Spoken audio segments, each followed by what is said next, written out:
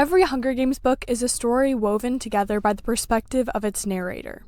In The Ballad of Songbirds and Snakes, Coriolanus Snow sees the world as something to control. In the original series, Katniss Everdeen sees the world as something to survive. But in the newest release, Sunrise on the Reaping, Haymitch Abernathy sees the world exactly as it is. Unlike Snow and Katniss, Haymitch isn't an unreliable narrator. He isn't blinded by obsession, paranoia, or delusions of grandeur. He has a group of friends, a girlfriend, and he understands the social nuances that were missing from the other books. Am I saying that the other perspectives are worse? Of course not. Each character and personality has an outlook on life that makes sense for the narrative that Suzanne Collins wishes to create. But in terms of reliability and a more relatable perspective for the average person, Haymitch is our perfect candidate. So, what even is an unreliable narrator? In storytelling, an unreliable narrator is someone whose perspective is biased, incomplete, or misleading, whether they mean to be or not. It is also important to acknowledge the fact that every single character is biased, because it is impossible to write a compelling character without having their actions influenced by their past experiences. However, in the Hunger Games series, both Katniss Everdeen and Coriolanus Snow perfectly fit this description. First, we have Katniss. Unlike Snow, she doesn't twist the narrative to make herself look better than she is. In fact, she does the opposite, but she is deeply distrustful of others. Although she doesn't directly lie to the reader, she believes that Peeta's kindness during the games is a trick, that Finnick's friendship has ulterior motives, and even Haymitch, who has little dignity to spare, has to earn her trust on multiple occasions.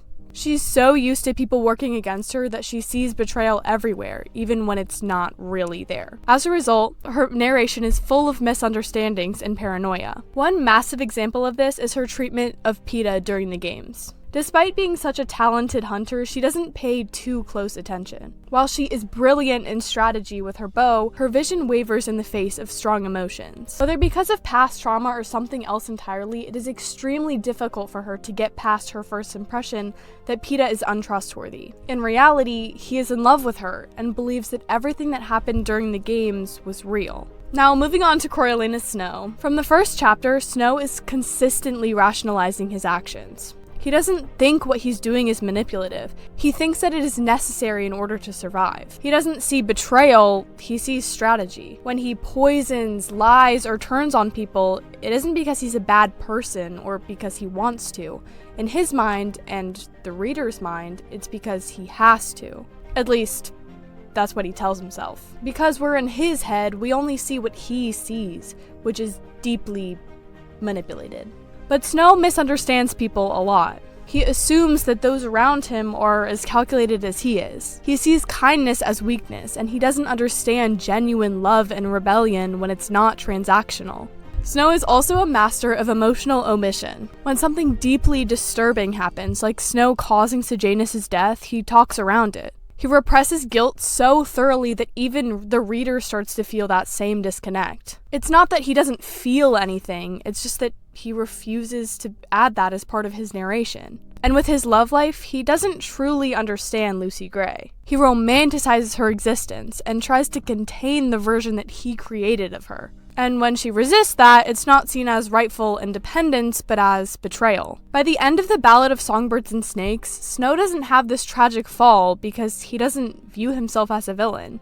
He still views himself as the hero. Now let's talk about Haymitch. It is important to acknowledge the fact that he's not this divine figure of truth. He's still a teenage boy, and of course his perspective is still biased. But he does give us a deeper and more relatable experience than the other two. From the moment we meet him in the original series, he understands the game in a way that Katniss never does. As a mentor, he knows the system inside and out, how the Capitol manipulates the tributes, the footage, how to get sponsors, and most importantly, how to survive. In Sunrise on the Reaping, we finally see the games through his eyes. Unlike Snow, he doesn't believe in the idealism of the Capitol. And unlike Katniss, he doesn't assume the worst out of everyone. Instead, Haymitch sees the nuances of the other tribute. While being one of the final people in the game, he drops a piece of chocolate down to Silka, understanding that she is still human even though she is a threat to him. At the end of the day, she's just a child like him. While Snow is constantly rewriting his actions to make himself seem like a hero,